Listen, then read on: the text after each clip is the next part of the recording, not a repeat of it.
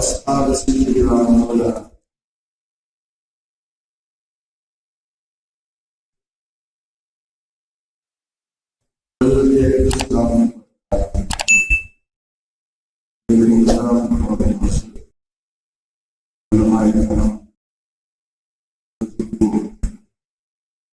اللہ کی شان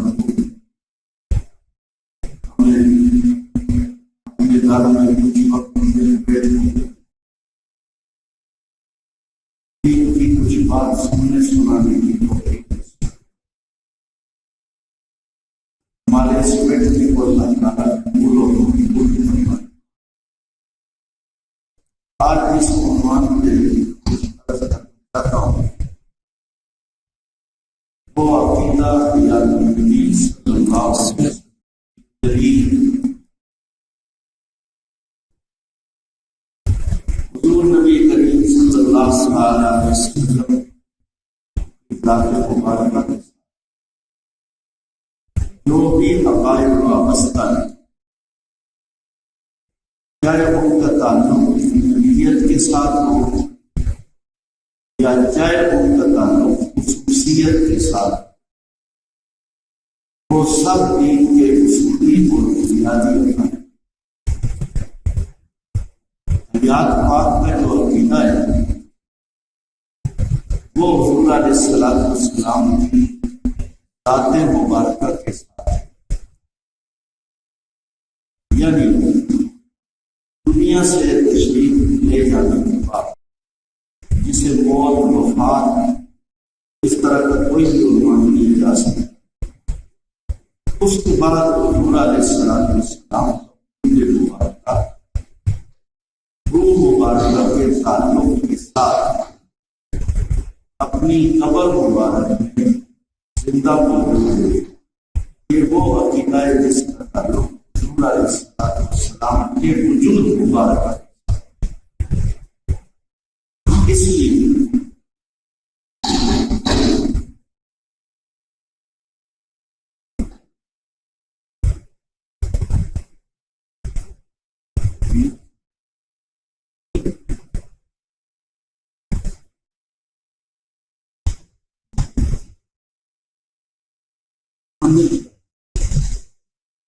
اس لیے جس عقیدے کا تعلق حضور علیہ السلام کی ذات کے ساتھ ہے، اس عقیدے کا تحفظ، اس عقیدے پہ بات کرنا ایسے ہی ہے جیسے حضور علیہ السلام کی ذات مبارکہ کا تحفظ، اور اس عقیدے کے متعلق غلط بات کہنا، گستاخی کا لفظ لے جائے اختیار کرنا، اسی طرح گستاخی ہے جس طرح حضور علیہ السلام کی ذات مبارکہ۔ حیات پاک حضور علیہ السلام کے وجود مبارکہ کی صفت اور موصوف کبھی آپس میں جدا نہیں، اس لیے صفت کا تحفظ اور صفت کے حقوق کی بجاوری موصوف کا یعنی استاد کا تحفظ اور اس کے حقوق کی بجاوری۔ کچھ لوگ یہ کہتے ہیں کہ حضور علیہ السلام کی حیات مبارکہ کا عقیدہ یہ بنیادی اور اصولی عقائد میں سے ہے۔ حضور علیہ السلام کی ذات مبارکہ اصل اصول دین، وہی سے تو ساری چیزیں ہیں، اس لیے اس اصل کے ساتھ جو بھی چیز متعلق ہوگی وہ اصول ہی کے ہے،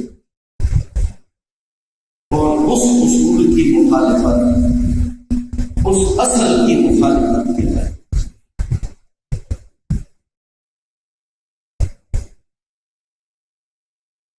اس عنوان میں بات کئی جہاد سے ہو سکتی۔ آج کے مختصر وقت میں جو عرض کرنا چاہتا ہوں وہ یہ ہے کہ اس کی دلیل جب تک ہم کہ یہ واضح نہ ہو کہ اس کی دلیل کیا ہے، نہ اس عقیدے کو سمجھ سکتے، نہ اس عقیدے پہ آگے کسی کو سمجھا سکتے۔ اس عقیدے کو اس طرح عقیدہ کے اعتبار سے سمجھنا اور اپنے وجدان میں محفوظ رکھنا ضروری ہے۔ اسی طرح اس کا بیان بھی، جب ایک چیز مدار ایمان ہے پھر اس کا بیان کرنا کیوں بولتے ہیں؟ جب ایک چیز کے ٹھیک سمجھنے سے ایمان بچتا ہے اور اس میں غلطی لگنے سے ایمان کو نقصان ہوتا ہے تو اس کا بیان سب سے زیادہ ضروری ہے۔ اس لیے اس عقیدے کا بیان کسی اختلافی مسئلے کا بیان نہیں ہے، یہ ایک اتفاقی مسئلہ ہے۔ قرآن مجید نے اس کو بیان کیا ہے، حدیث نے اس کو بیان کیا ہے، فقہاء اور محدثین نے اس کو بیان کیا ہے۔ قرآن مجید سے لے کر فقہاء اور محدثین سے ہوتے ہوئے اس دور میں یہ حدیث حضرت مولانا محمد واجر مدنی رحمۃ اللہ نے بظاہر درود شریف میں کھول کے بیان کی بات کیا قابل نہیں کرنی ہے۔ تو ضروری چیز یہ ہے کہ اس کی دلیل ہے۔ اس بات کے سمجھنے سے پہلے اس چیز کو جاننا ضروری ہے کہ دلیل کس کو ہے۔ دلیل کہتے ہیں رہنمائی کو۔ دلیل وہ ہوتی ہے جس تک دلیل دینے والا اور جس کے سامنے ہم دلیل پیش کر رہے ہیں وہ اس تک پہنچ سکے۔ اگر وہ اس تک نہ پہنچ سکے تو وہ دلیل نہیں۔ مثلا ہم باہر نکل کے کسی سے پوچھتے ہیں کہ اڈا کہاں ہے،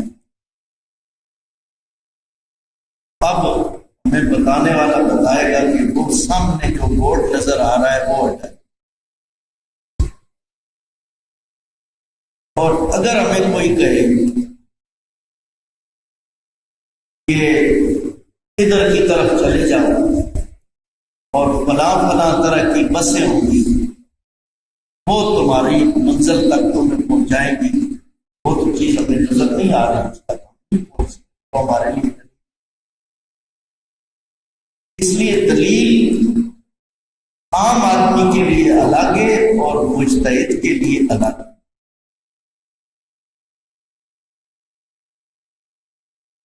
مجھے ایک جگہ بات کرنے کا اتفاق ہوا تو مجھ سے یہی سوال کیا گیا، اس لیے مجھے اس کی اہمیت کا احساس ہوا کہ اس عقیدے میں دلیل کیا ہے آپ کے پاس۔ میں نے کہا اس عقیدے میں ہمارے پاس دلیل المحنت۔ المحنت علماء دیوبند کے عقائد کی کتاب، اس عقیدے پہ ہمارے پاس دلیل ہے 1962 کا اتفاقی فیصلہ۔ وہ لوگ کسی اور ذہن کو رکھنے والے تھے، انہوں نے یہ کہا کہ دلائل تو چار ہیں، قرآن، سنت، اجماع اور قیاس، یہ پانچویں دلیل کہاں سے ہے؟ المحنت تو پانچویں دلیل ہے، یہ کہاں سے ہے؟ دلائل تو چار ہیں۔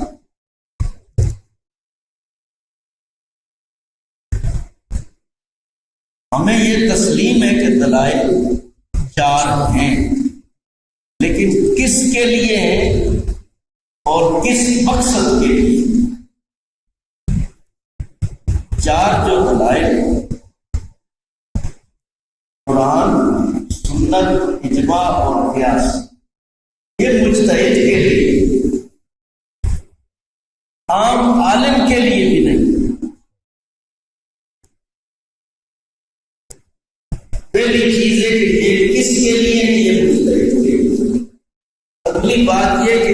مقصد کے لیے مسائل کے استنباط اور استخراج کے لیے،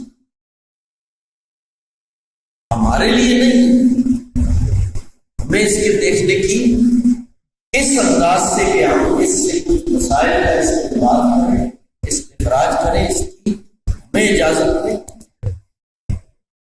یہ مجتہد کے لیے اور مسائل کے لیے، وہ مسائل جن کا فیصلہ مجتہدین نے اجتہاد سے نہیں کیا اس کے لیے، اور جن مسائل کا فیصلہ ہو چکا ہے، مجتہدین کا اجتہاد ہو چکا ہے، اب اس پر مجتہدین کو بھی بات کرنے کی اجازت ہے۔ تو ہمارے لیے کس طرح ہو سکتا؟ ہمارے ہاں اصول فقہ کی کتابوں میں اس چیز کو وضاحت کے ساتھ بیان کیا گیا۔ میں آپ کے سامنے ہمارے یہاں اصول فقہ میں پڑھائی جانے والی ایک مشہور کتاب ہے مسلم، اس کی ایک عبارت پیش کرتا ہوں۔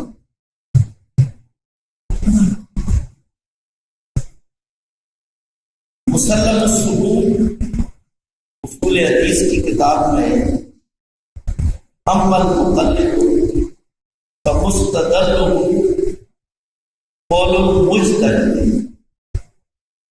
مقلد کی جو دلیل ہے وہ مجتہد کا قول ہے۔ مقلد کی دلیل ادلہ اربع نہیں، مقلد کی دلیل مجتہد کا قول۔ تلوی ہمارے ہاں مشہور درسی کتاب ہے جو اصول فقہ میں پڑھائی جاتی ہے، اس میں وَلَيْسَ لِلْعَامِيِّ الْأَخْذُ بِظَوَاهِرِ الْآثَارِ وَإِنَّمَا التَّمَسُّكُ بِهَا لِلْفُقَهَاءِ، عام آدمی کو اجازت نہیں ہے کہ وہ ظواہر آثار سے، یعنی قرآن سے، سنت سے کسی چیز کا تمسک کر سکے، اس کی دلیل بیان کر سکے۔ یہ کام فقہا ہے۔ اگر ہم اس کی اجازت دیں، عام آدمی کو اجازت ہو جائے کہ تم خود قرآن مجید کو دیکھو، سنت کو دیکھو اور فیصلہ کرو، یہ تو غیر مقلدی ہے۔ اس لیے اس عام عقیدے جو لوگ دھوکہ دیتے ہیں اور ٹھوکر لگاتے ہیں، ان کا سب سے پہلا ادب اور سب سے پہلی دلیل یہ ہوتی ہے کہ تم ادلہ اربع سے بات،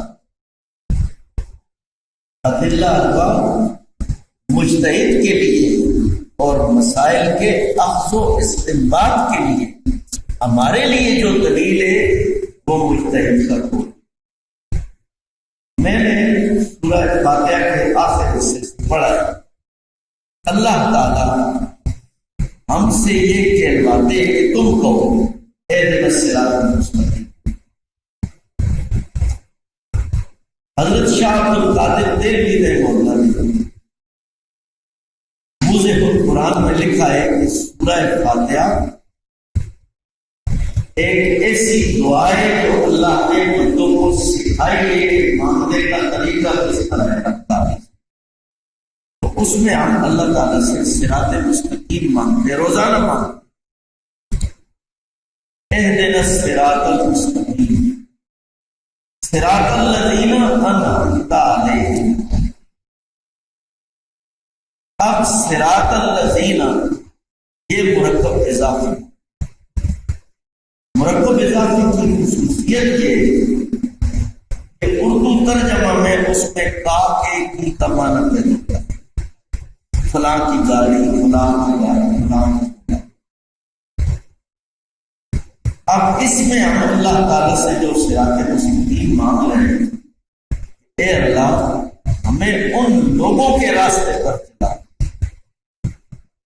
اب یہ عام آدمی کی دلیل ہے۔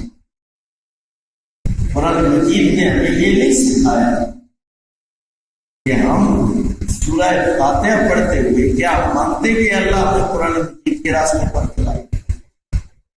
اے اللہ ہمیں سنت اور حدیث کے راستے پر چلائے۔ حالانکہ جو عام لوگوں کا راستہ ہے وہ وہی قرآن اور حدیث کا راستہ ہے، لیکن وجہ یہ ہے کہ ہر آدمی قرآن اور سنت پر نہیں پہنچ سکتا۔ اس لیے اللہ تعالیٰ نے ہمیں جو آسانی کا راستہ بتایا ہے وہ یہ کہ جن لوگوں پہ اللہ نے انعام کیا ہے ان کے راستے پہ چلا، وہ ہمارے سامنے۔ اس لیے ہماری جو دلیل ہوگی وہ دلیل مجتہد کا قول ہوگا۔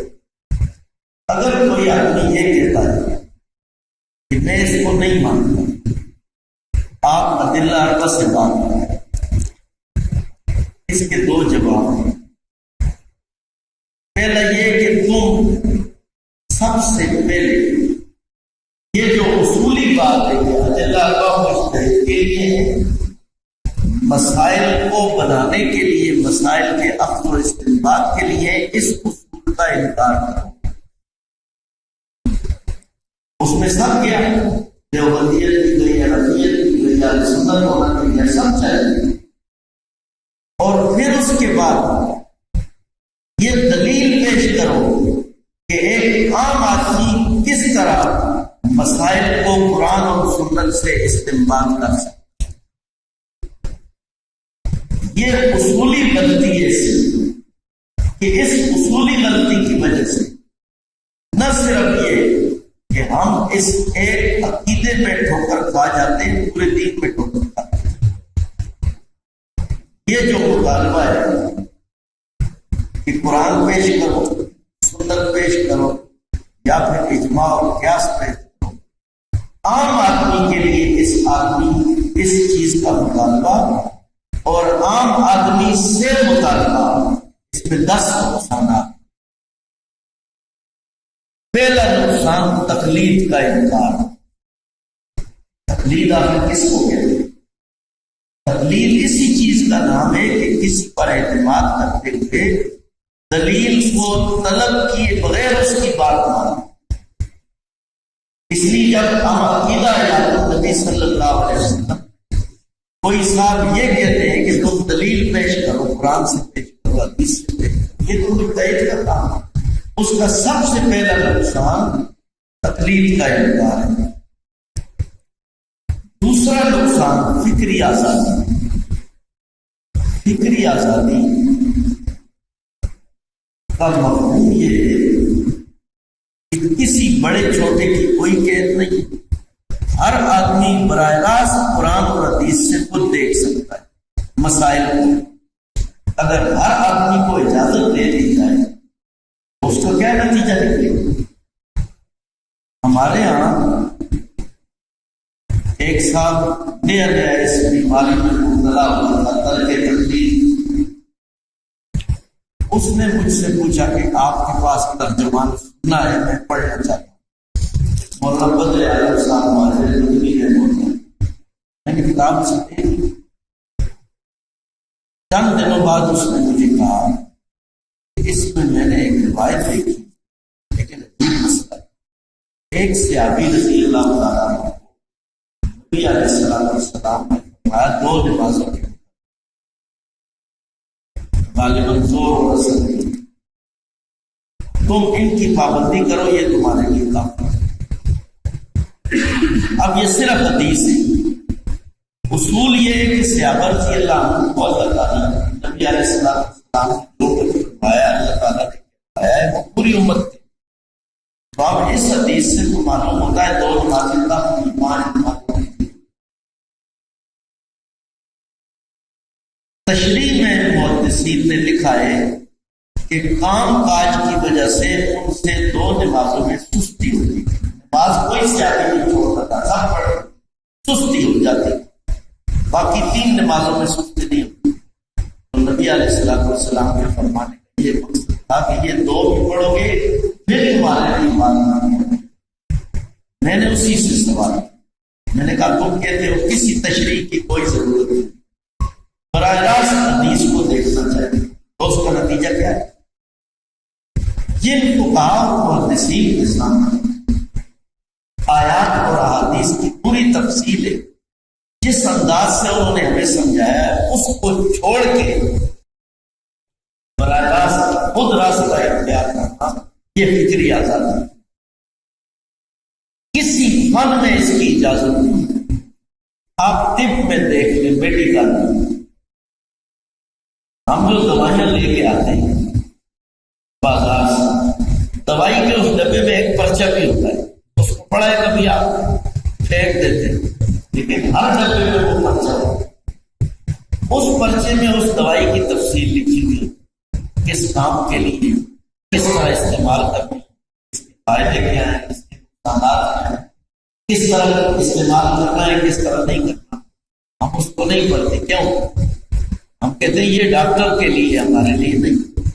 ہمارا کام ہے دوائی کھانا، اور اگر ہم براہ راست پڑھنا شروع کر دیں اور گھر بیٹھ کے اپنا علاج شروع کر دیں خود، تو پھر کیا ہوگا؟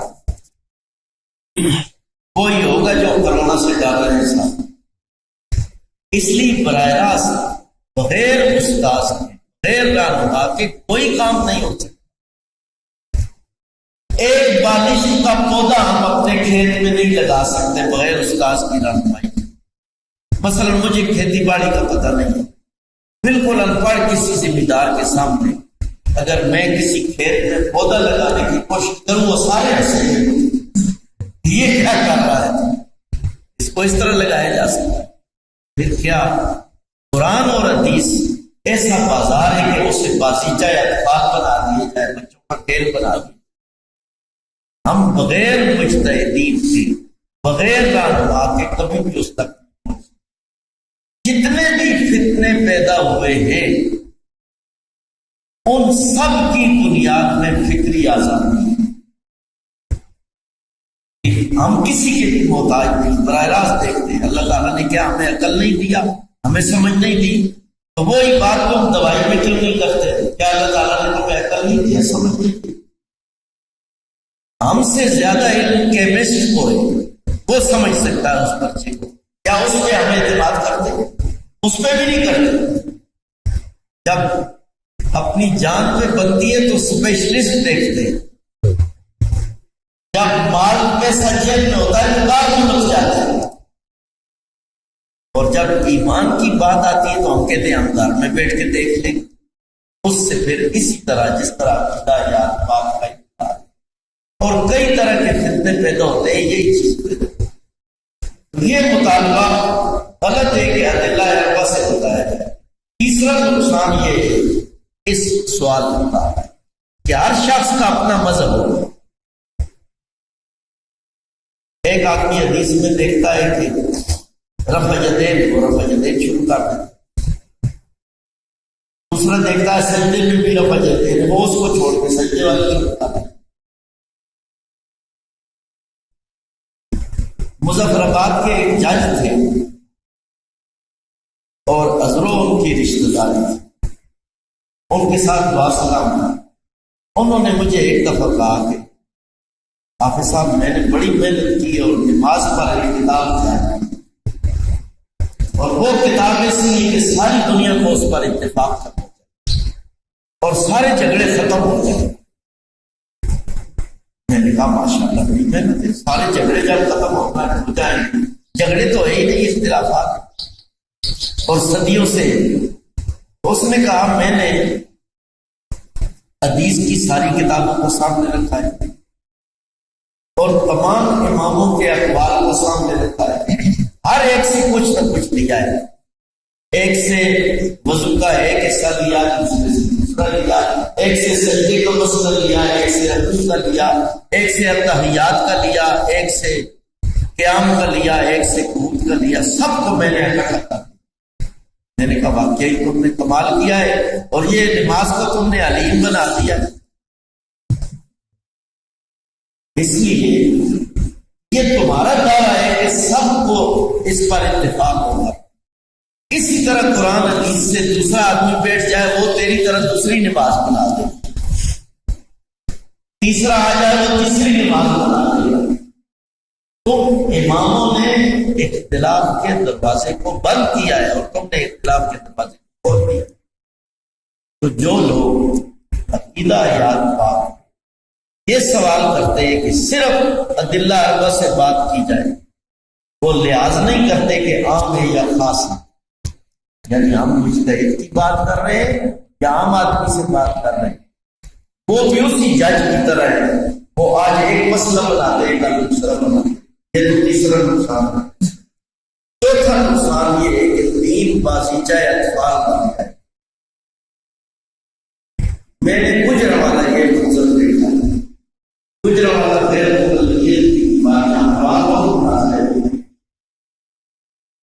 وہاں ایک ہمارے دوست تھے مشتاق علی شاہ، وہاں کتب خانے میں کام کرتے، تو ایک دن انہوں نے مجھے کہا ایک جگہ مناظرہ ہے چلتے ہیں۔ میں نے کہا کہاں مناظرہ ہے؟ اس نے کہا گھر میں۔ کس کے گھر میں؟ اس نے کہا جی جہاں ایک غیر مقلد گھر ہے۔ میں نے کہا وہاں انفی بھی ہے؟ اس نے کہا کوئی انفی نہیں ہوگا، سب غیر مقلد اور مناظرہ ہے۔ میں نے کہا اور لوگ بھی ہوں گے؟ اس نے کہا نہیں۔ میں نے اس سے پوچھا کون ہوگا؟ اس نے کہا اس کے گھر کی عورتیں ہوں گی۔ یہ عجیب مناظرہ ہے۔ ہم چلے گئے، عورتیں پردے میں تھیں اور مرد بیٹھے تھے، بات چیت شروع ہو گئی۔ ایک بھائی کہتا ہے کہ میں نے صبح حدیث پڑھی، اس میں نماز کا یہ طریقہ ہے۔ میرا بھائی کہتا ہے کہ میری بیوی کہتی ہے نہیں ایک تیسرا طریقہ ہے، اور میری باوت جو ہے اس کی بیوی وہ کہتی ہے تیسرا ہے۔ یہ 4 نمازیں ہو گئی، اور بھی جو گھر کی عورتیں مرد وہ بھی آ گئے اپنی اپنی کتابیں لے کے، اردو کے سب کی، تو ہم آپس میں مناظرہ کرتے ہیں، تم ہمارا ساتھ۔ میں نے یہ مطلب کہ جب فکری آزادی اور ہر آدمی کا اپنا مذہب ہے اور اپنی کتاب پڑھے، اور اس کا نتیجہ یہ نکلے گا کہ ہر ایک کا اپنا دین ہے۔ یہ نقصان دلیل کیا ہے اس بات؟ اور دلیل صرف ادلہ اربع ہے، مجتہد ہو یا کوئی ہو، اس کا نقصان صرف ایک مسئلہ آیات پاک میں نہیں، پورے دین میں۔ اس لیے جو لوگ نبی علیہ الصلوۃ والسلام کی آیات مبارکہ کا انکار کرتے ہوئے اس اصول کو سامنے لا کے بات کرنا چاہتے ہیں، وہ اس ایک مسئلے میں نہیں سارے دین کا انکار ہے، اور پھر نتیجہ یہی ہے۔ پانچواں نقصان فتنے پیدا ہوں گے، جس طرح میں نے مثال دی۔ چھٹا نقصان اختلافات پیدا ہوں گے۔ ساتواں نقصان خلاف جھگڑے ہوں گے۔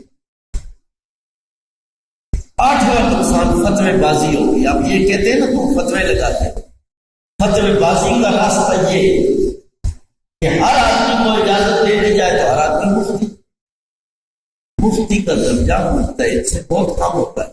یہ تو اجتہاد کے درجے کا کام ہوتا ہے۔ نواں نقصان گمراہی پیدا ہوگی، اپنا اپنا راستہ۔ اور 10واں نقصان جو سب سے بڑا نقصان ہے وہ اکابر سے بد اعتمادی۔ اس لیے کہ جب اپنے ڈاکٹر اور طبیب کے ہوتے ہوئے ہم اپنا علاج خود کرتے ہیں، یہ اس بات کی علامت ہے کہ ہمیں اپنے طبیب پہ اعتماد نہیں۔ اگر اس پہ اعتماد ہوتا تو ہم اس کی بات مانتے۔ جب اپنا علاج خود کرتے ہیں تو اس کو مطلب ہے کہ اپنے ڈاکٹر پہ اپنے طبیب پہ اعتماد نہیں۔ اور مجتہد کی بات ہوتے ہوئے، امام کا قول ہوتے ہوئے، جو اس نے قرآن اور حدیث سے ہی ہمیں بتایا ہے، ہم خود تلاش کرتے ہیں تو اس کو مطلب ہے کہ اپنے ڈاکٹر پہ اعتماد نہیں۔ حکیم الامت حضرت مولانا محمد اشرف تھانوی رحمہ اللہ نے فرمایا ہے، اکابر سے بد اعتمادی یہ دہریت کا پہلا قدم، یہ پہلی سیڑھی ہے۔ جو بندہ اکابر سے بد اعتماد ہو رہا ہے، وہ جس سیڑھی پہ پاؤں رکھ رہا ہے، جس مسلک اور عقیدے پہ چل رہا ہے اور سب کو اس پہ چلنے کی دعوت دے رہا ہے، اس کا انجام آخر دہریت انکار ہے۔ اس لیے ہماری دلیل المحتج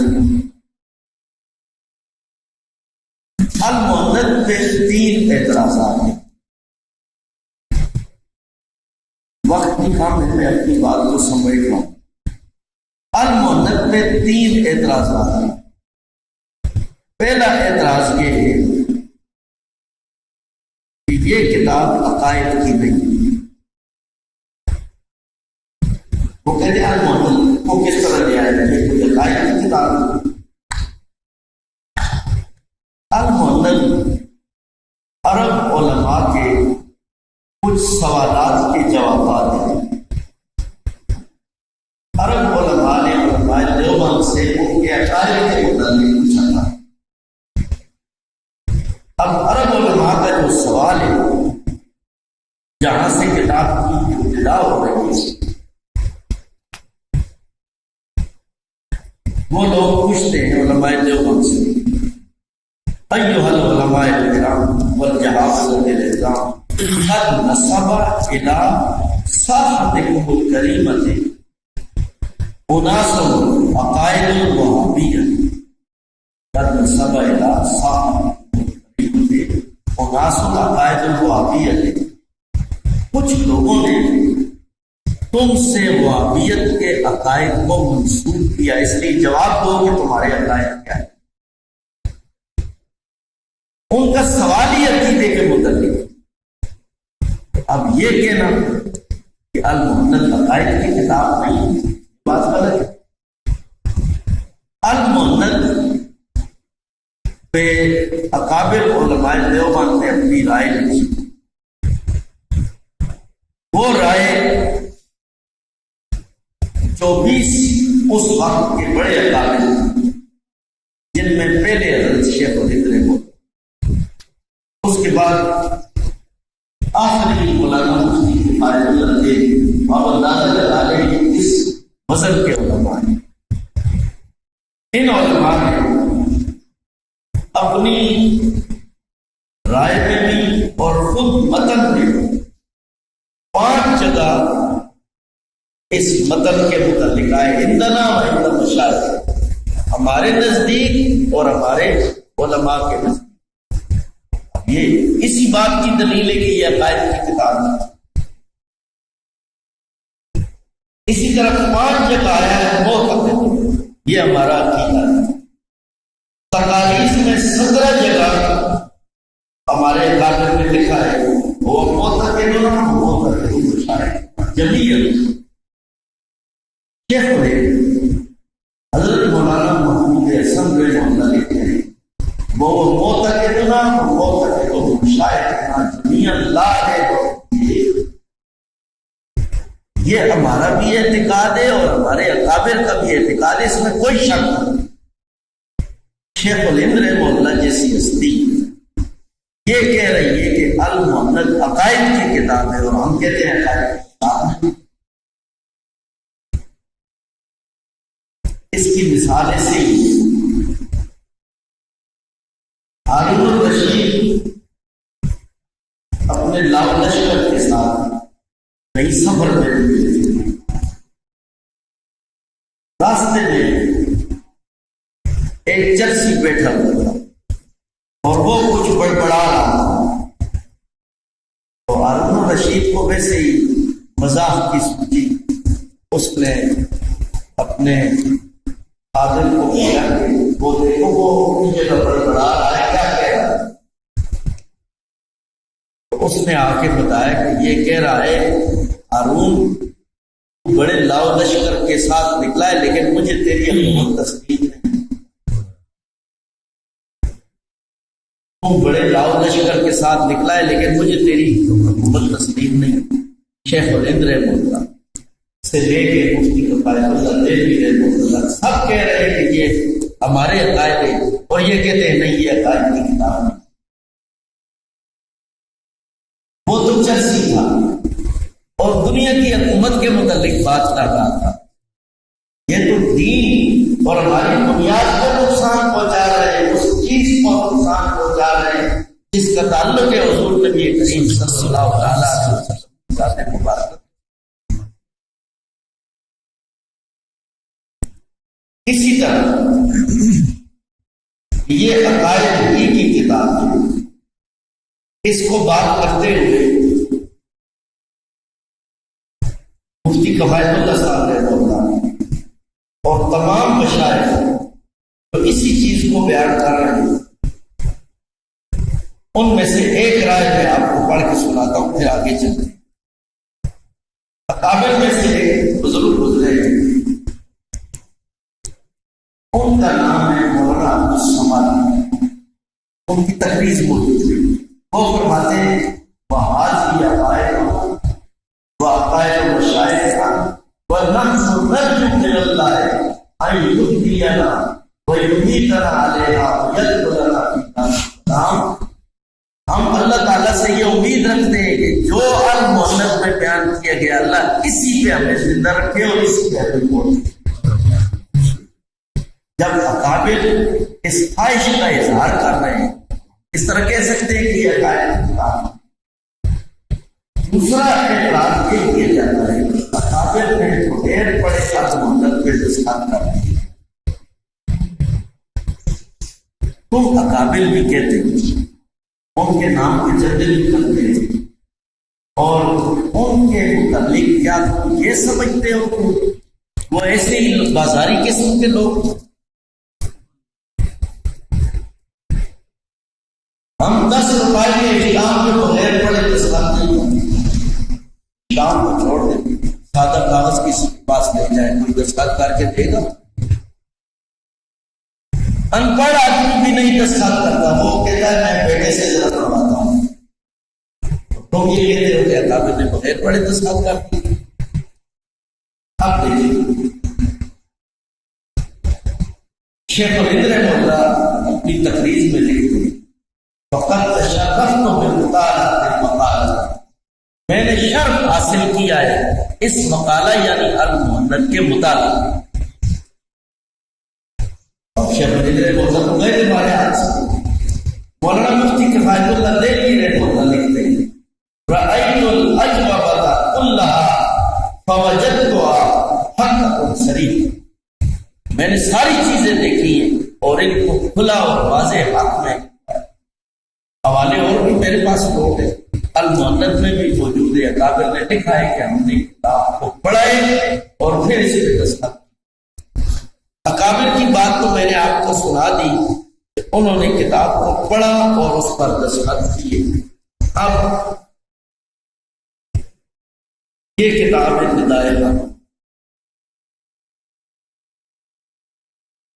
اس میں دیکھ لیں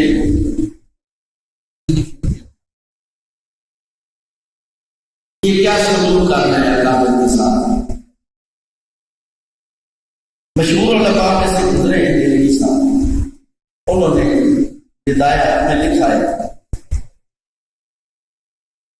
اب اگر یہ بات تسلیم کرے کہ دیوبند کے ہر عالم نے المحنت کا ایک ایک حرف بغور مطالعہ کرنے کی بات دستخط کیے ہیں اور اس رسالہ کی ہر بات اور ہر فکرہ کو سمجھ کر اس کی تفصیل فرمائی ہے، یہ علماء دیوبند کی تعریف نہیں بلکہ ان کی مذمت ہے. اور آگے لکھتے ہیں کہ اگر یہ ان کے علم کی بھی دلالت نہیں ہے بلکہ ان کی جہالت کی دلالت، ان کی تجہیل ہے. اب دیکھیں شیخ الہند رحمہ اللہ کا، شیخ الہند سے لے کے کفایت اللہ صاحب نے یہ المحنت میں اپنے ساتھ لائے ہیں. میں آپ دیکھ سکتے ہیں کہ انہوں نے لکھا ہے کہ ہم نے کتاب کو پڑھا ہے پھر دستخط. نیلوی صاحب فرما رہے ہیں کہ یہ اگر ہم یہ دعویٰ کریں کہ انہوں نے پڑھ کے دستخط کیے تو یہ ان کی جہالت کی دلالت. اس لیے جب اکابر کے ساتھ یہ سلوک ہوگا اس کا پھر نتیجہ یہ بات میں نے اس لیے عرض کیا کہ یہ ایک عقیدہ ہے آپ کا انکار نہیں، اس کے ذیل میں پورے دین کا انکار ہے اور اکابر سے کاٹ دینے والی بات ہے. جب اکابر سے ہم کٹیں گے تو ہمارا اثر اسی مریض کا ہوگا جو ہوتا ہے علاج کو، اور ہمارا انجام بھی اسی کا ہوگا جو اپنے فائدے اور نقصان کو نہیں سمجھتا. تیسرا جو اعتراض ہے وہ یہ کہ المحنت میں جو عقائد ہیں علماء دیوبند کے عقائد اپنے ان سے ٹکراتے، کوئی ایسا عقیدہ نہیں ہے جو المحنت میں ہو اور علماء دیوبند سے ٹکرانا، کوئی ایسا عقیدہ نہیں۔ یہ تعبیرات کا اختلاف ہوتا ہے، تعبیرات کا ٹکراؤ۔ مثلا ہم باہر کھڑے ہیں، ایک آدمی کہتا ہے کہ یہ جو اندر سے روشنی آ رہی ہے یہ بلب جل رہا ہے، دوسرے صاحب کہتے ہیں نہیں اندازہ ہے کہ یہ ٹیوب جل رہی ہے۔ جب اختلاف تو نہیں، یہ تو تعبیر ہے، اس روشنی کی تعبیر ایک ٹیوب سے لائٹ سے کر رہا ہے، ایک بلب سے کر رہا ہے، کوئی اختلاف نہیں۔ یہ تو تین اعتراض ہے المحنت پہ۔ آج کی میری گفتگو المحنت پہ، جب تک المحنت کو ہم بطور دلیل کے تسلیم نہیں کریں گے، جب تک المحنت پر ہم پکے نہیں رہیں گے، اس وقت تک ہمارے عقائد پر قدم جم نہیں سکتے۔ یہ تین اعتراض تو المحنت پر ہوتا ہے۔ تین اعتراض المحنت کی وہ عبارت جس میں عقیدہ یاد پاک بیان، انہیں زیادہ تکلیف اسی ایک سے۔ سوال نمبر 5 کے جواب میں علماء دیوبند نے اپنا عقیدہ یاد علیہ السلام بیان کرنا، سب سے زیادہ تکلیف اس لیے یہ میرے پاس ندائے آ کے اس میں جگہ جگہ دہلوی صاحب نے محنت شریف لکھا ہے، جگہ جگہ اکٹھے اور مذاق کیے، اور ان کے ماحول میں جو کیے جاتا ہے علامات، سب سے زیادہ اختلاف اسی۔ تو المحنت کی عبارت سے تین اعتراضات۔ پہلا اعتراض یہ ہے کہ المحنت میں حیات برزخی کا انکار ہے، اس کو پیش کیا جاتا ہے، اور حیات برزخی کا انکار کوئی بھی نہیں کرتا، کر ہی نہیں سکتا، جبکہ المحنت میں حیات برزخی کا انکار۔ میرے پاس ہماری حضروں کے حوالے وہ دورہ تفسیر پڑھ کے آئے میرے حساب سے، ملنے کے لیے آئے تو میں نے ان سے پوچھا کہ کیا پڑھا رہا ہوں؟ حاجی بہت اچھا پڑھا ہے، لیکن میں آپ سے ایک بات کرنا چاہتا ہوں، وہ یہ کہ المحنت پہ آپ بات کرتے ہیں، المحنت کو آپ خود تسلیم نہیں کرتے، مجھے وہ کہتے بڑی بات ہے، تم یہ دعویٰ لے کے آئے ہو کہ المحنت کو ہم تسلیم نہیں کرتے۔ تو اس نے مجھے بتایا کہ میں ایک ایسی چیز لے کے آیا ہوں، جب وہ چیز آپ تک پہنچے گی آپ کو بتاؤں گا، آپ بھی ایک بات کر رہے ہیں المحنت پر، اور اس کی عبارت میں بڑی مہربانی کھولو ذرا اپنی پٹاری، کیا لے کے آئے؟ تو اس نے کہا جی المحنت میں حیات برزخی کا انکار ہے کہ نبی علیہ السلام کی جو حیات ہے وہ دنیاوی ہے، لا برزخیت برزخی نہیں، لا برزخیت کے الفاظ برزخی نہیں۔ کیا آپ مانتے ہیں وہ حیات برزخی نہیں؟ میں تو یہ نہیں مانتا، لیکن نبی علیہ السلام کا وجود مبارکہ اس وقت عالم برزخ میں، عالم دنیا میں نہیں ہے، اس لیے اگر کوئی کہے کہ یہ حیات برزخی نہیں ہے، اکابر میں سے کوئی بھی اس کا انکار نہیں کرتا، مثال محنت میں انکار ہے۔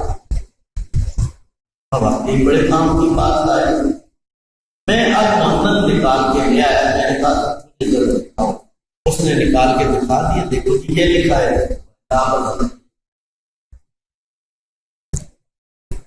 میں نے کہا ٹھیک ہے آگے بھی پڑھو۔ المحنت کی عبارت ہے اندنا مہند مشائخ حضرت رسالت صلی اللہ علیہ وسلم حی فی قبر شریف، اپنی قبر شریف میں زندہ ہے، وحیات صلی اللہ علیہ وسلم دنیاویت من غیر تکلیف، یعنی شریعت کا کوئی حکم نہیں، وہی مختصۃ بہ صلی اللہ علیہ وسلم وبجمیع الانبیاء صلاۃ اللہ علیہ والشہداء لا برزخیت، یہ برزخی آگے بھی آگے کی عبارت ہے کمائی یا حاصل کو لسائر المؤمنین بل لجمیع الناس. وہ برزخی نہیں ہے جو عام لوگوں کو حاصل. میں نے اس سے کہا کہ لا برزخیت ان کے بعد کمائی یا حاصل. عربی میں کاف تشبیہ کے لیے یہاں تشبیہ اور تاکید دونوں چیزیں نکال. جو جملہ تشبیہ کے لیے آتا ہے وہ پہلے جملے کی تاکید اور پہلے جملہ کی صفت کو بیان کرتا ہے. اردو سے جب ہم عربی ترجمہ کریں تو اس میں عربی میں پہلے موصوف اور پھر صفت ہوتا ہے. جب اردو میں ترجمہ کریں گے تو پہلے صفت اور پھر موصوف کا ترجمہ. مثلا آپ کہتے ہیں قلم سمین قیمتی قلم, اور جب اردو میں ترجمہ کریں گے تو سمین پہلے آئے گا قیمتی قلم. ترکیب وہی ہوگی لیکن اس کی صورت بدل جائے گی. تو یہاں کمائی یا حاصلت کا ترجمہ پہلے ہوگا. حضور علیہ السلام وہ بعض برزخی حیات حاصل نہیں ہے جو سب کو حاصل ہے بلکہ خاص حیات حاصل. آگے فرماتے ہیں یہ سارا فیصلہ کرنے کے بعد فثبت, ساری بات کرنے کے بعد کس طرح کی حیات حاصل ہے. فثبت, بس ثابت ہو گیا کہ حاضا اس بات سے اللہ حیات دنیویت برزخی, نبی علیہ السلام کی حیات دنیویہ برزخی. یہ المحنت کا فیصلہ. میں نے کہا تمہیں بابا جی نے آدھی بات دکھائی آدھی نہیں دکھائی, اور اس کے نتیجے میں تمام اکابر پہ جہالت کا فتویٰ لگایا کہ انہوں نے پڑھے بغیر دستخط, اور جگہ جگہ المحنت کے عنوان سے ڈڈورا پیٹ رہے ہیں کہ اس میں جو عقیدہ ہے وہ علماء دیوبند کا ہے. المحنت میں جو عقیدہ ہے اس میں حیات برزخی کی نفی ہے. جگہ جگہ یہ جھوٹ بول رہے. خیر اس کے سامنے تھی بات, اس لیے میں نے اس کو زیادہ تنگ کرنا مناسب نہیں سمجھا. اس نے خود ہی کہا یہ کیا ہے, وہ مجھے کہنے لگا یہ کیا ہے. میں نے کہا جس نے تیرے ساتھ کیا ہے اس سے پوچھ لو کیا ہے. جس نے تمہیں یہ غلط راستہ لگایا ہے اس سے بات, میں نے نہیں تمہیں غلط راستہ. تو پہلا اعتراض المحنت کی جو عبارت ہے اس پر یہ ہے کہ اس میں حیات برزخی کی نفی ہے اور حیات دنیاوی ہے. یہ جو دنیا والی حیات ہے کوئی بھی نہیں مانتا, یہ نہیں ہے. حیات اس میں اس حیات برزخی کی نفی جو سب کو حاصل ہے. یہ تو ایک حیات کی بات نہیں, ہم ساری چیزوں میں یہ عقیدہ رکھتے ہیں کہ جو کچھ اللہ تعالی نے اپنے محبوب صلی اللہ علیہ وسلم کو دیا ہے, جس اعتبار اور جس جہت سے کوئی مخلوقات کی اس میں شریک نہیں, میں ساری چیزیں شامل. المحنت کی عبارت پر دوسرا جو اعتراض وہ یہ ہے کہ المحنت کی عبارت سے خود علماء دیوبند متفق نہیں. خود علماء دیوبند نے اپنی کتابوں میں جو عقیدہ بیان کیا ہے وہ حالانکہ وہ یہ نہیں. یعنی یہ بھی کہتے ہیں کہ پڑھے بغیر دستخط کر دی اور پڑھے بغیر دستخط کرنا زیادہ نہیں, اور یہ بھی کہتے ہیں کہ خود متفق نہیں. اس کے لیے دو مثالیں پیش کرتے ہیں. پہلی مثال میں بات کرنا چاہتا ہوں وہ حضرت مولانا مفتی محمد کفایت اللہ دہلوی رحمہ اللہ کی مثال. مفتی کفایت اللہ صاحب نے اس کتاب میں دستخط کی ہے, لیکن جو انہوں نے اپنا عقیدہ بیان کیا ہے وہ یہ نہیں. میں نے ان سے پوچھا بڑی اچھی بات, انہوں نے اپنا عقیدہ کیا بیان کیا. یہ کتاب ہے علامہ عطا اللہ بندیالوی صاحب، کتاب کا نام ہے حجاب النبی۔ بندیالوی صاحب المؤند اور المؤند کے تقریز نگار، اس کی تائید اور تصدیق کرنے والے حضرت مولانا مفتی کفایت اللہ دہلوی رحمہ اللہ کا تضاد ثابت کرتے۔ وہ کہتے ہیں یہ مفتی کفایت اللہ صاحب کا فتویٰ ہے، انبیاء کرام صلوات اللہ علیہ اجمعین اپنی قبور میں زندہ ہیں، مگر ان کی زندگی دنیاوی نہیں بلکہ برزخی۔ المؤمن میں بھی یہ، قبر کا لفظ بھی یہ، پھر کیا تضاد ہے؟ اب مولانا بندیالوی صاحب تضاد ثابت کرنے کے لیے یہ کہتے ہیں کہ مفتی صاحب کے فتویٰ کے پہلے سے انبیاء کرام اپنی قبور میں زندہ ہیں سے اگر کوئی شخص کسی خوش فہمی یا غلط فہمی میں مبتلا ہے اور وہ سمجھتا ہے کہ قبر سے مراد حضرت مفتی صاحب کی یہی زمینی قبر ہے، تو اپنی خوش فہمی دور کر لے، کیونکہ حضرت مفتی صاحب نے اپنی دوسری کتاب جواہر الایمان صفحہ 6 اور 7 میں اس کی وضاحت فرما دی ہے کہ قبر سے مراد زمین کا گڑھا نہیں بلکہ موت کے بعد آخرت سے پہلے کا زمان۔ قبر سے مراد وہ جگہ نہیں جہاں نبی علیہ السلام دفن، بلکہ قبر سے مراد زمانہ وقت ہے۔ اس لیے المؤند میں جو قبر کا کہا گیا ہے اس کو ہم یہ خبر نہیں مانتے، اور اس کے لیے انہوں نے مفتی صاحب کی یہ بات میں جواہر الایمان میں اپنے ساتھ لایا۔ آپ دیکھیں کہ اس حوالے میں بندیالوی صاحب نے کس طرح صفائی کی۔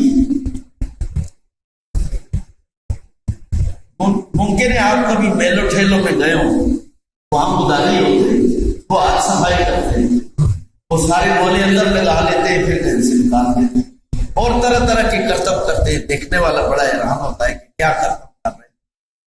یہ لوگ اس سے بھی زیادہ ماہر استاد ہیں۔ مفتی صاحب کی عبارت ہے، فائد اللہ صاحب، یہ جواہر الایمان میں اپنے ساتھ آیا دہلی کی ہے، اور وہیں سے اس کا اصل لے کے تاج اپنی اس کو شہر۔ قبر سے مراد زمین کا گڑھا ہی نہیں بلکہ موت کے بعد آخرت سے پہلے کا زمانہ ہے، ہی کا لفظ اڑا دیا۔ قبر سے مراد زمین کا گڑھا نہیں، اس کا اور مطلب ہے، اور قبر سے مراد زمین ہی کا گڑھا نہیں، اس سے اور مطلب ہی کو اڑا دیا ہے۔ ہی کو اڑانے کے بعد پوری عبارت کا نقشہ بدل گیا، اور نقشہ بدلنے کے بعد انہوں نے المؤند اور کفایت المفتی میں تضاد ثابت کیا۔ اب یہ خود ہی سالوں کو لیے بنا رہے ہیں، تضاد ثابت کرنے کے بعد پھر اس کا تعارف ثابت کیا، اور اذا تعارض تساقط، المؤند کو ساکت کر، تو اس کے ساتھ یہ دھوکہ اور پلاٹ کے ساتھ کوئی دو آدمی آ جائیں آپ میں سے، ذرا یہ دیکھ لیں، آپ کی گواہی ہو جائے گی۔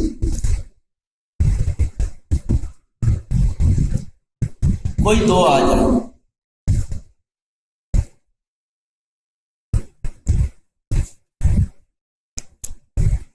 یہ دیکھیں،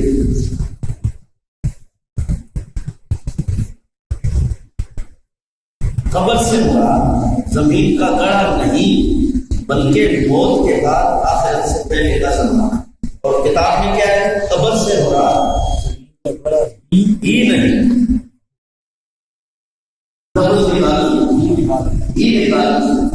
اب ہی نکالنے کا کیا نتیجہ نکلتا ہے کہ اکابر نے خود ہی تضاد ثابت کیا، تضاد ثابت کرنے کے بعد المؤند کو ساکت الاعتبار کیا ہے، اور پھر یہ دعویٰ کیا ہے کہ تم جس چیز کو معیار اور مدار بنا رہے ہو عقائد میں اور المؤند کو پیش کر رہے ہو، یہ بات تمہاری نہیں ہے، یہ کہاں سے آئی ہے؟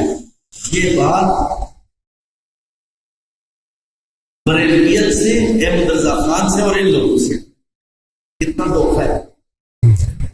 اکابر کو اس طرح ٹکرا کے بدل کر کے پیش کر. تیسرا جو اعتراض ہے اس عبارت پہ وہ ہے کہ المحنت نے جن لوگوں کو پیش کیا ہے، مثلا یہ عقیدہ عدنان نوری کا ہے، یہ عقیدہ علامہ سبکی کا ہے، یہ عقیدہ فلاں کا ہے، ان سب کے عقائد مختلف ہیں. اس لیے المحنت کسی ایک کو پیش کرے، سب کو کس طرح پیش کرے، یہ بات ہوئی. یہ حضرات کا عقائد ہے، یہ تعبیرات ہے. تو اکابر کے ساتھ یہ جو سلوک ہے، یہ سلوک ایک غلط عقیدہ اختیار کرنے کے بعد پھر اس طرح کے دھوکے اور فراڈ کرنا پڑا. اس بات پہ کہ آپ نے اس میں دھوکہ کیا، فراڈ کیا اور عقیدے کو تبدیل کر دیا، کئی بار احتجاج کیا جائے. اس میں مضامین اور رسالے اور کتابیں لکھی جا چکی ہیں، لیکن یہ لوگ ٹس سے بس نہیں. انہوں نے اپنی کتاب میں ایک بھی کا لفظ اس طرح پھر قرآن مجید کے ساتھ کیا کرو، اس طرح پھر حدیث کے ساتھ کیا کرو. جب اللہ کا خوف نکل جائے پھر یہی حالت ہے. اس لیے ان لوگوں نے اس ساری محنت میں اکابر کے ساتھ یہ سلوک کر کے جب اکابر کو اس انداز سے پیش کیا، پھر آخر میں نتیجہ کیا نکلا وہ سنا کے میں اپنی بات ختم. یہ کتاب اس پر اشاعت توحید و سنت کے موجودہ امیر ہے مولانا طاہر صاحب، اشاعت کے بڑے علماء میں سے، ان کی رائے بچی. پہلے تو میں نے آپ کے سامنے پیش کیا ہدایات کے حوالے سے جن اکابر، اگر ہم یہ دعویٰ کرتے ہیں کہ اکابر نے آپ محمد کو پڑھ کے دیکھا، یہ ان کی مذمت اور جہالت کی علامت. اور پھر انہوں نے کیا دعویٰ کیا؟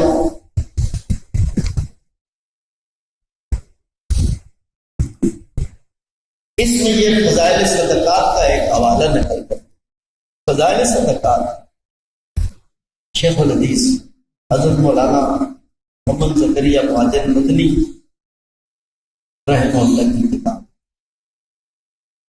ظاہر اعمال کی طرح مختلف جگہ پڑھی جانے والی کتاب،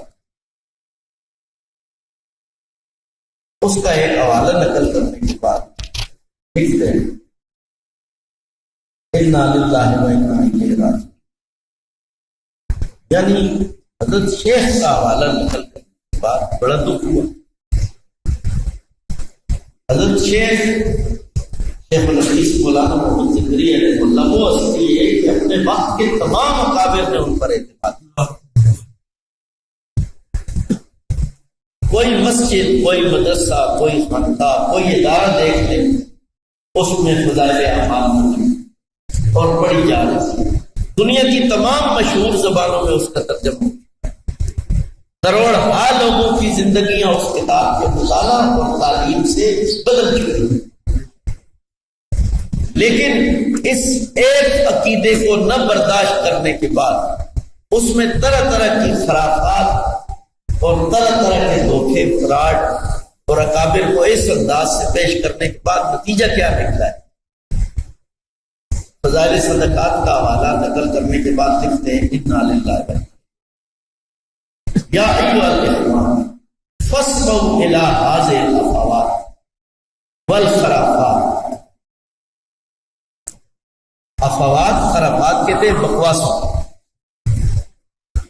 کہ اے بھائیو یہ بکواسیں اور خرافات سنو.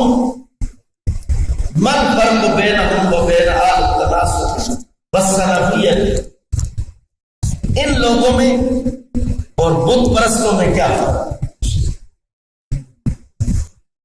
وَهَلْ هَذَا إِلَّا دِينُ النَّصَارَىٰ وَالْيَهُودِ، یہ صرف اور صرف عیسائیوں اور یہودیوں کا دین.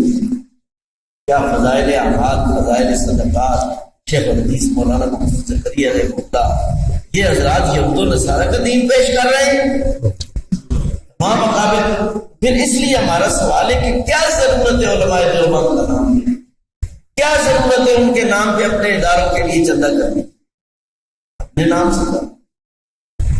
آج کی جو گفتگو ہے اس کا حاصل یہ کہ عقیدہ حیات النبی صلی اللہ علیہ وسلم کی دلیل ہمارے پاس المعند ہے۔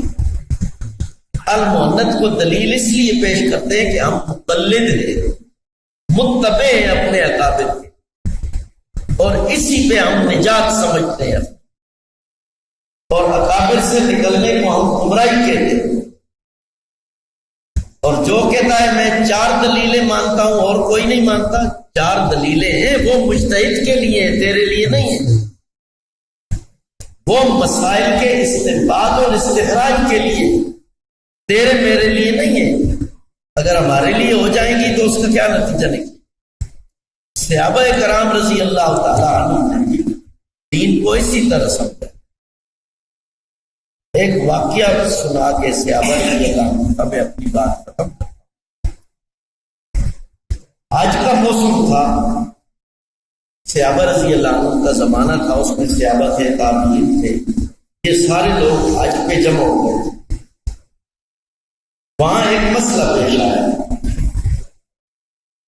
مدینہ منورہ والے لوگوں میں ایک مسئلہ پیش آیا، تو سامنے حضرت عبداللہ ابن عباس تھے، انہوں نے کہا ان سے پوچھ لیتے،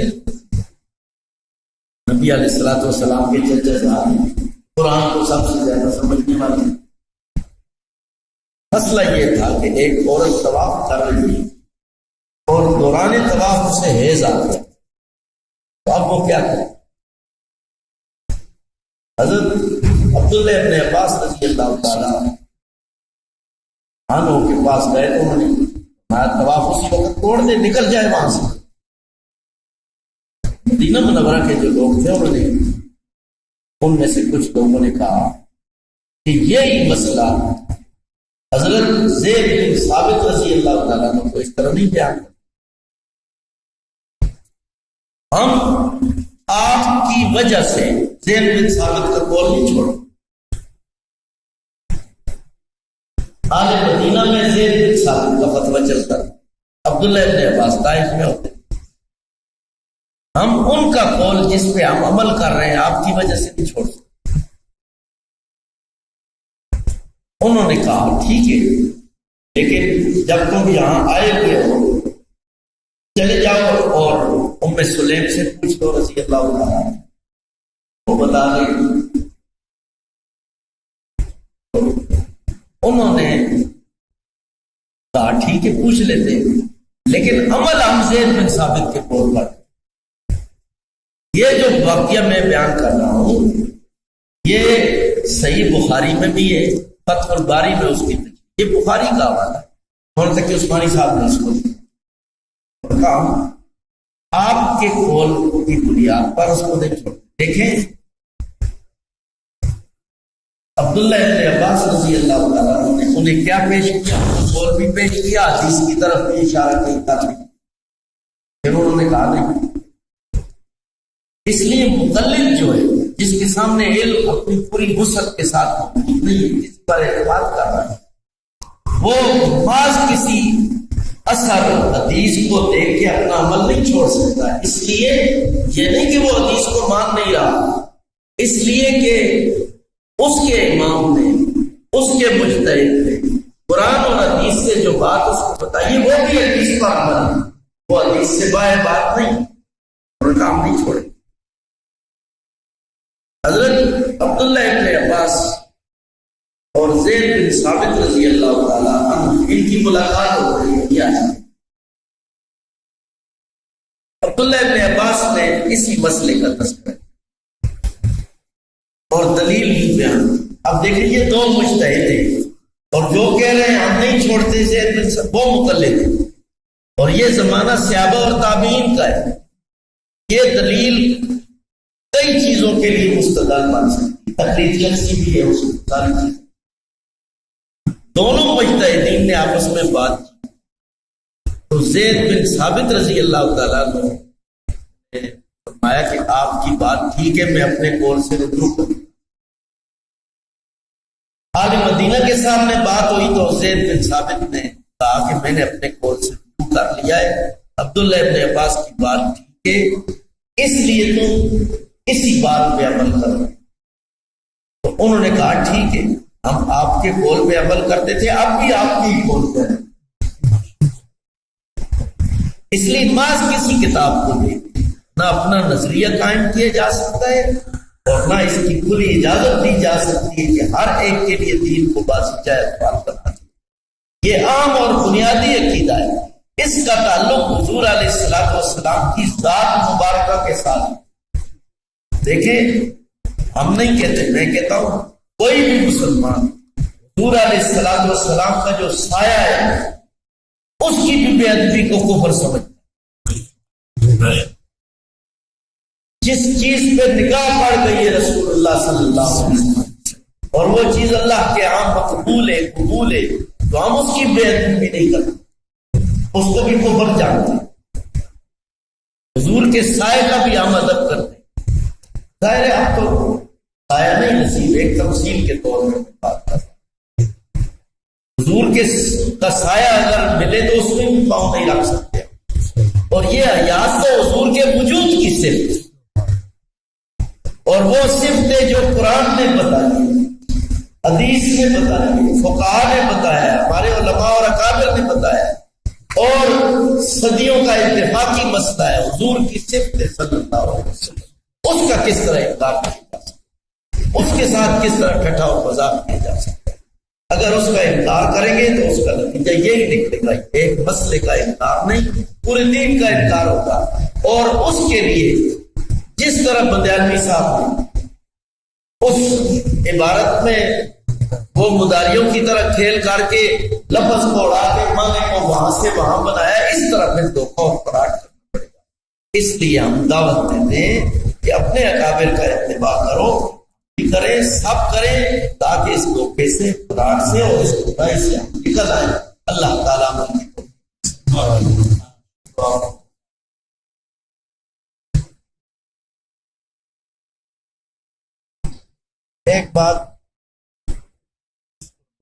ایک بات عرض کرنا چاہتا ہوں کہ 10 بجے کا وقت ہے اور میرا خیال ہے میں آپ میں سے سب سے دور سے آیا ہوں، اور آپ کے ہاں حاضری سے پہلے ان کتابوں کو دیکھنا، ان میں چٹیں رکھنا، اب اپنی بات کی تیاری کے لیے عنوانات کو لکھنا، یہ سب کچھ مجھے کرنا پڑتا ہے تو آپ کی خدمت کے لیے۔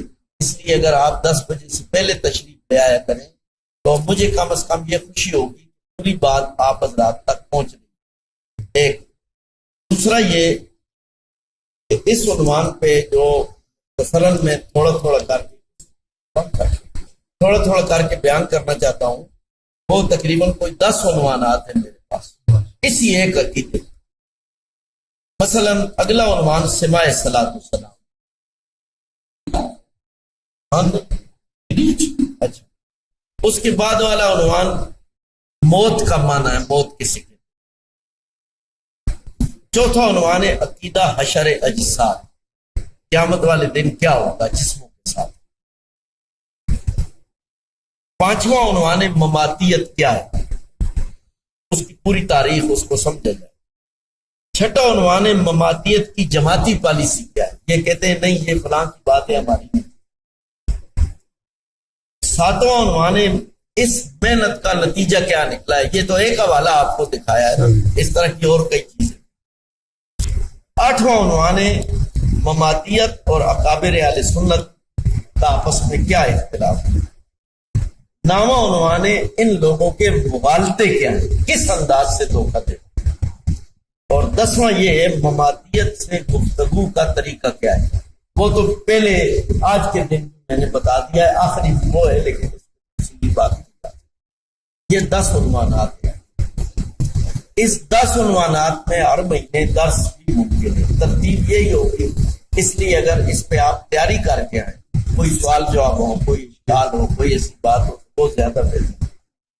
دوسرا یہ ہے کہ اگر کوئی ادارہ اس 10 عنوانات پہ درس رکھنا چاہتا ہے، مثلا 10 عنوانات پہ درس 6 دنوں میں ہو سکتا ہے، ایک ہفتے میں، ہفتے سے شروع کر کے جمعرات تک میں نے اس کی بھی ترتیب بنائی ہے 6 دنوں میں، تو اس کے لیے بھی میں تیار ہوں۔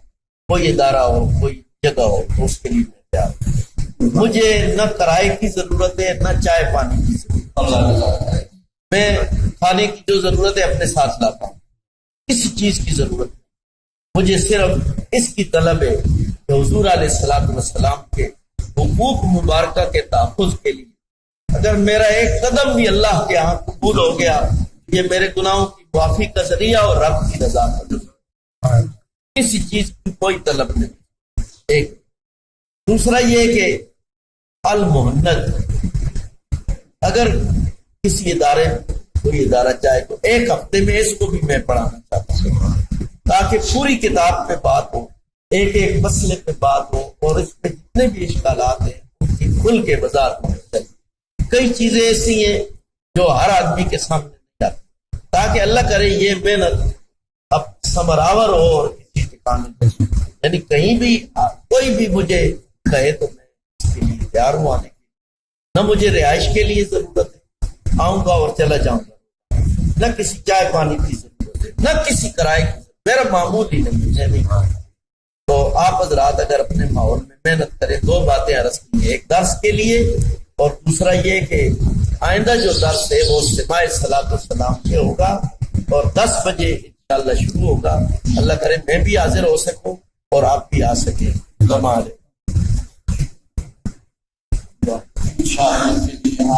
اپنا ادارہ ہے، آپ کا اپنا ادارہ ہے، اپنی جگہ ہے۔ باقی خوش قسمت لوگ ہوتے ہیں جو سنتے ہیں اور عمل کرتے ہیں۔ اللہ تبارک و تعالیٰ آپ صاحب کو بہت بہت جزائے خیر نصیب فرمائے۔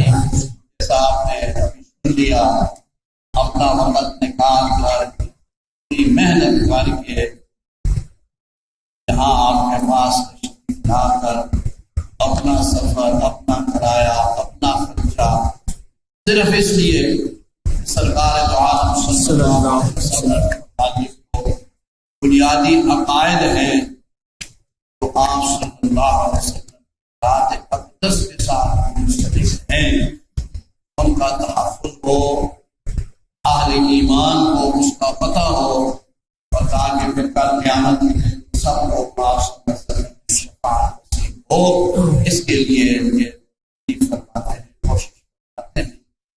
آپ حضرات کی خدمت میں 1-2 باتیں میں عرض کرتا ہوں۔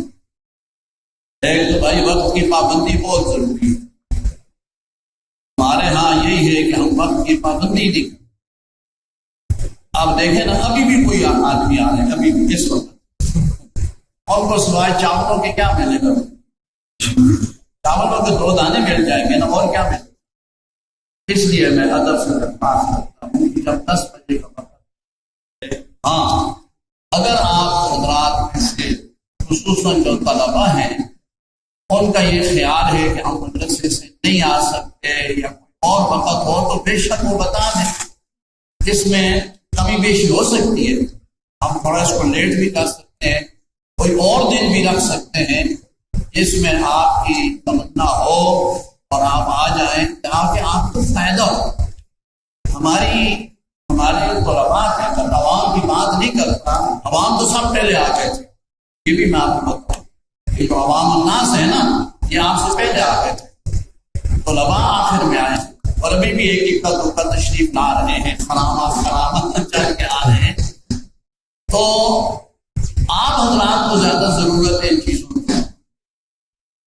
اب قادیانی سے بات ہو، ہمارے طالب علم چپ ہو جاتے، شیعوں سے بات ہو، یہ آگے بات نہیں کر سکتے، تو پتہ ہی کچھ نہیں ہوتا، مماتیوں سے بات ہو، وہ آگے بات نہیں کر سکتے، بریلویوں سے بات ہو، انہوں نے اپنے مسائل ایسے ایسے کیے ہوئے ہیں کہ ہے سارے وہ غلط ہمارے نزدیک، لیکن انہوں نے یاد کیے ہوئے ہیں، انہوں نے اس پر محنتیں کی ہوئی ہے، ہمارے علماء اس پر اللہ ماشاء اللہ یہ ہے۔ لیکن میں درخواست کروں گا بھائی اگر ارادہ ہو وہ آئندہ انشاءاللہ حضرت کا درس ہوگا وہ ٹھیک 10 بجے شروع ہو جائے گا، حافظ صاحب کو تاکیداً عرض کیا، میں نے کہا جیسے بھی ہے آپ نے جو وقت ذہن میں رکھا ہے آپ اس سے آدھا گھنٹہ پہلے چلے، وہاں آپ آدھا گھنٹہ پہلے پہنچے تاکہ آپ کی طرف سے دیر نہ ہو۔ حافظ صاحب اتنا لمبا سفر کے سارے اپنے کام چھوڑ کے، تعلیم چھوڑ کے یہاں وقت سے آدھا گھنٹہ پہلے حضرت پہنچے۔ ہمیں بھی تو خیال کرنا چاہیے کہ نہیں کرنا؟ تو بولو سوتے ایک بات۔ دوسری بات میں عرض کرتا ہوں، الحمدللہ تجربے کی بات ہے، ضرور کی بات ہے، آپ اس کو پلے باندھ لو، طلباء کی خدمت کا عرض کرتا ہوں، شاید آپ کو فائدہ دیں۔ میں نے دورہ حدیث الحمدللہ 1977 میں جامعہ شریف سے کیا تھا، 77 میں موقوف نرے تھے اور 78 میں دورہ حدیث تھا۔ میرا طالب علمی کا وہ پہلا دور تھا، اس سے پہلے میں حضرت کے پاس اٹک کی ساری کتابیں پڑھتا، ہمارا مدرسہ تھا، ہمارے ساتھ تھے، لیکن حضرت نے فرمایا کہ یہ 2 سال تم جامعہ شریفیہ میں جا کے لگاؤ، کچھ طالب علمی گزارو تاکہ پتہ ہو طالب علم کیسے کس طرح پڑھتا ہے۔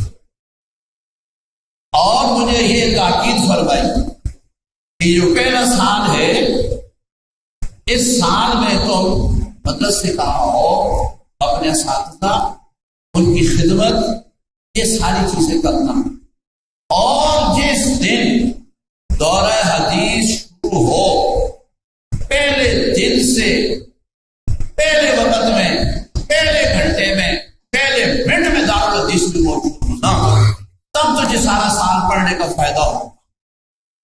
چنانچہ الحمدللہ اگلے سال جب کیونکہ ہم تو مدرسے کے اندر ہی تھے، ہمارا تو آٹومیٹکلی ہو گیا، تو میں تھا، ہماری وہ جو کلاس تھی نا، ہماری کلاس کو حضرت مولانا عبد الرحمان صاحب تشریفی رحمۃ اللہ علیہ ہمارے مسلم شریف کے استاد تھے، وہ ہماری کلاس کو صاحبزادوں کی کلاس کے، اس لیے کہ اس میں مولانا مالک کاظمی رحمہ اللہ شیخ الحدیث کے صاحبزادے مولانا سعد صدیقی وہ ہمارے ساتھ تھے، مولانا عبید اللہ رحمۃ اللہ تعالیٰ علیہ کے صاحبزادے اسعد عبید یہ ہمارے ہم سبق تھے، اس طرح 4-5 اور بھی صاحبزادے تھے۔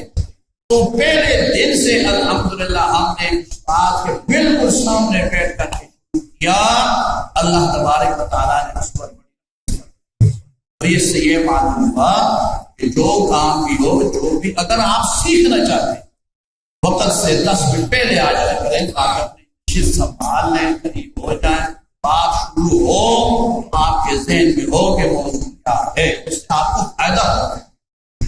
دوسری بات جو دارالحدیث ہے نا جامعہ شریف کو پرانا، آپ میں سے پتہ نہیں کسی نے دیکھا ہوگا، وہاں تو پیچھے تک کلاسیں ٹپائیاں پڑی ہوتی تھی، ہم پہلی سب میرا نمبر 11 تھا، ہمارے استاد تھے اپنا حضرت کے شہید بھی تھے اور خلیفہ مولانا زمان صاحب بہت ہو گیا تھا، ان کا نمبر 10 تھا، ادھر سے 1 2 3 4 سامنے بالکل میرے ساتھ لوگ لڑکے، کچھ لڑکے سب سے پیچھے بیٹھے ہوتے تھے، پیچھے آخر ان کا کام کیا ہوتا تھا، خفا تو یہ میری غلط ہے بہت اسٹوڈنٹ میں آسانی دیکھتا رہتا پیچھے بیٹھے تو میں بہت دیکھتا رہتا، میری کام سمجھے ہوتا رہا، فاڑے پھیلے کی بات جو پیچھے ہوتے تھے نا سب سے آخر میں وہ ساتھ کا جشن تھا آگے جاتے تھے، ناول ادھر حدیث پڑھتے تھے، وہ پیچھے ناول پڑھتے تھے،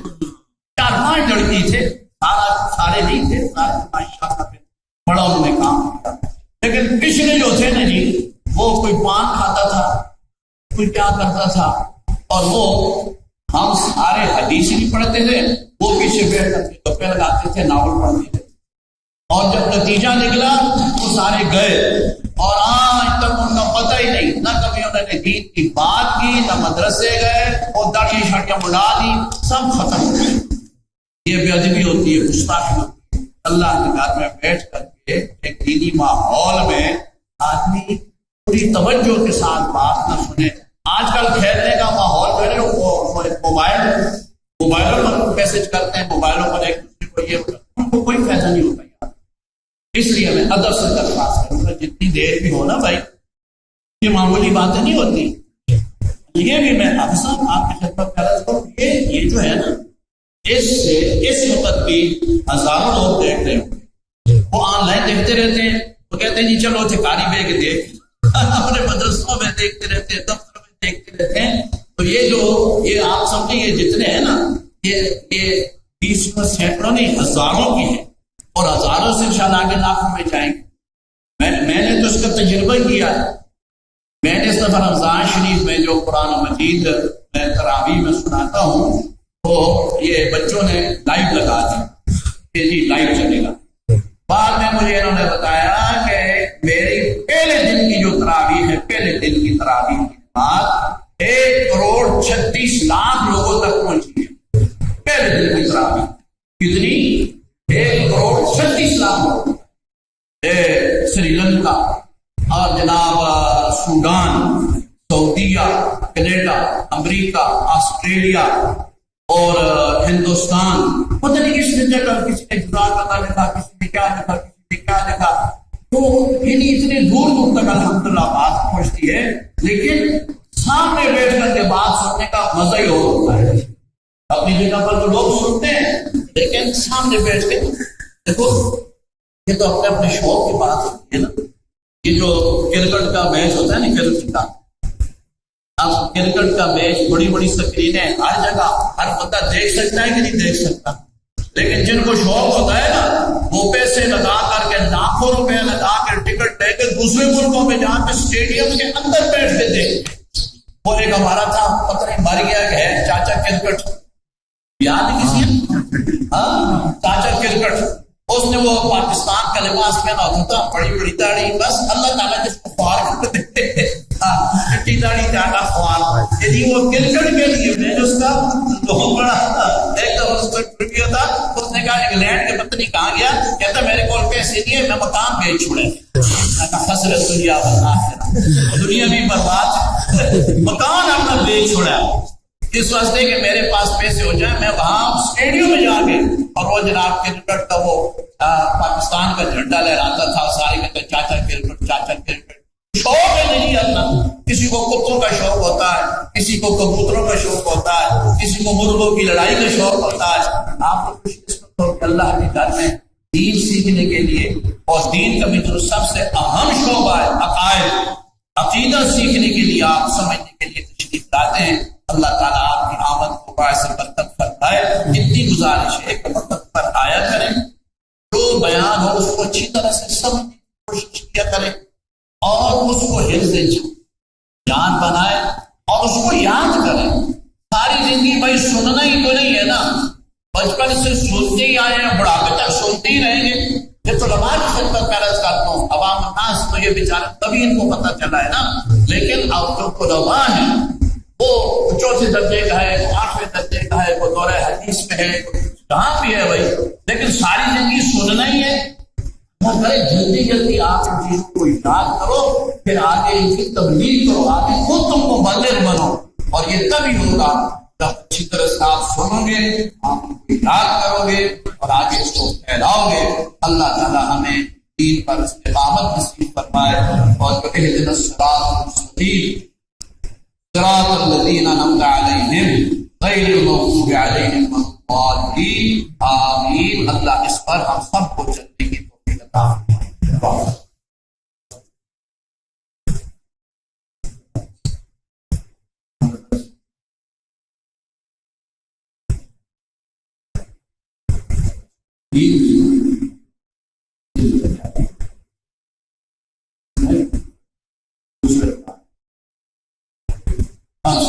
دس جولائی آئندہ 10 ہے نا، 10 جولائی ہوگا۔ اچھا 11 جولائی اگلا درس ہوگا۔ اچھا میں آپ سے پوچھتا ہوں بلا تکلف، 10 بجے کا وقت ٹھیک ہے یا 11 بجے کا؟ طلباء سے پوچھتا ہوں جی، میں اسی لیے پوچھتا ہوں تاکہ مجھے پتا ہے کہ مدرسے سے نکلنا کرنا مدار، اور پھر اتوار کا دن ٹھیک ہے یا جمعرات کو کر لیں جی؟ اچھا اتوار آئندہ درس انشاءاللہ آئندہ درس کس تاریخ کو؟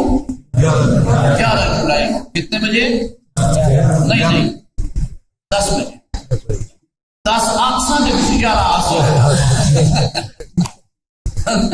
درس 11 بجے ہوگا مگر اپنے ذہن میں 10 رکھنا چاہیے 10 بجے تو اقصا 11 بجے تسی پہنچ سو آخر پرانی گڈی طرح ٹائر پھٹ جاتے ہیں کدھر ریپا رینک پسٹن ڈیلے ہو جاتے ہیں نا آدمی ذرا جلدی سپیڈ نہیں پکڑتا بہرحال بھائی درس انشاءاللہ ٹھیک 11 بجے شروع ہوگا اگر آپ کوشش فرمائیں دوسرے طلباء سے بھی کہیں وہ آ جائے کریں ان کی بات انشاءاللہ اس کا بڑا نفع ہوگا کبھی نہ کبھی انشاءاللہ آپ کی چیزیں کام آئیں گی دیکھو بس نہ قادر صاحب کو غلطی تو نہیں پتہ ہوتا ہمارے میرا بچپن اقتبال میں گزرا ہے کچھ جدید میں ہم رہتے تھے وہاں ہمارے ملنے والے تھے ان کا بیٹا ڈاکٹر ہو گیا وہ چلا گیا امریکہ ہم سے عمر میں ہم سے کافی بڑا ہے ابھی بھی ہے وہ ایک دفعہ حضرت ابا جی کی خدمت میں آیا وہ چھوٹی مسجد دامن تو وہ جناب بڑا پریشان اس نے کہا جی آپ نے مذہب دیا جتنی کتابیں ہیں نہ تو صرف ساریاں لکھ کے دو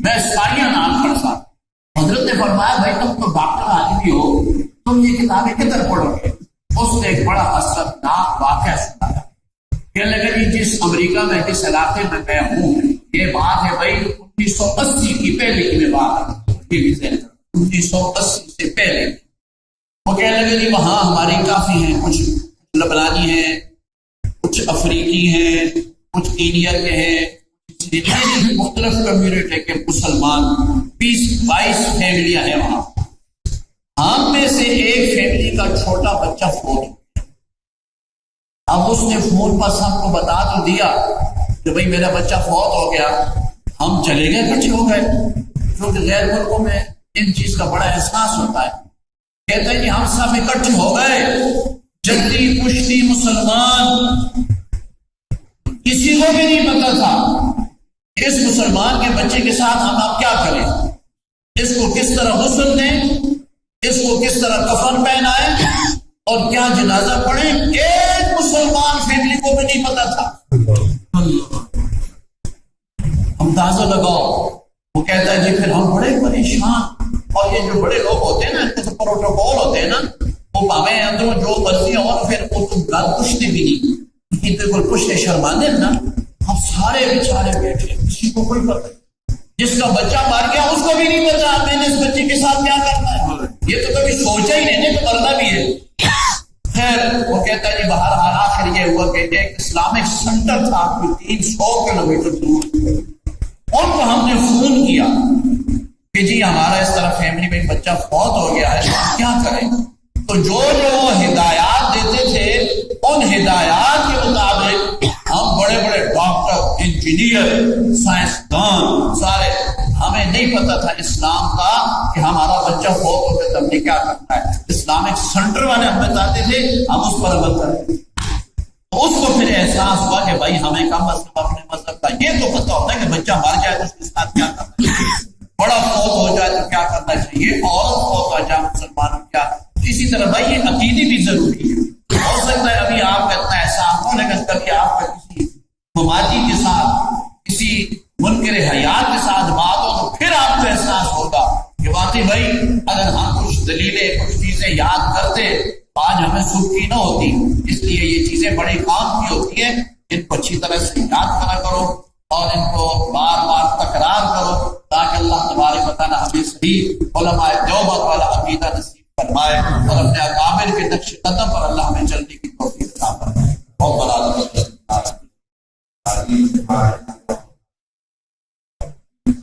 یا رب العالمین صلی اللہ علیہ وسلم لا الہ الا انت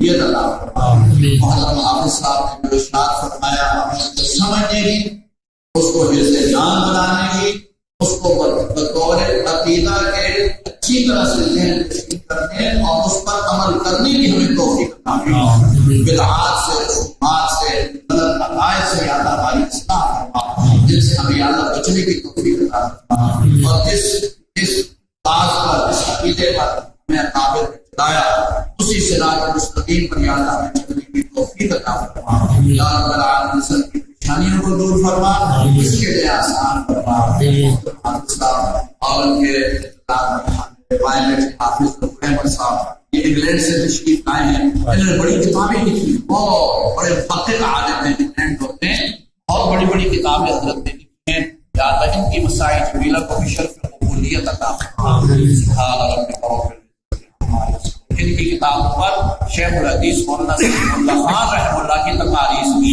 ایسی کتابیں ہیں، یا اللہ میں اپنے اکابر کی نقش قدم پر چلنے کی توفیق عطا فرما۔